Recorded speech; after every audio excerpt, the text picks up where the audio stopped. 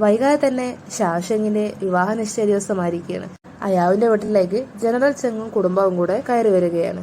അവിടെയുള്ള കുട്ടികളും വലിയവരും ഷാവ്ഷെങ്ങിനെ വേണ്ട രീതിയിൽ കളിയാക്കാനും താഴ്ത്തി കെട്ടാനും നോക്കുന്നുണ്ട്. അയാവിന്റെ വീട്ടുകാർ എങ്ങനെയാണെന്ന് നന്നായിട്ട് അറിയാവുന്ന ലിംബോയി രാജാവിന്റെ സഹായത്തോടെ ഒരു ഉടമ്പടിയുമായിട്ട് വരികയാണ്. ഉടമ്പടി കേൾക്കാനായി കുടുംബങ്ങളെല്ലാവരും കൂടെ കൂടി നിൽക്കുമ്പോൾ ലിംബോയി പറയും, നിങ്ങളുടെ വിരുന്നിന് ഞാനൊരു തടസ്സമാവാതെ ഉടമ്പടി വേഗം പറഞ്ഞിട്ട് പോയിക്കോളാം. ഉടമ്പടി ഷാവ്ഷെങ്ങിനുള്ളതാണ്.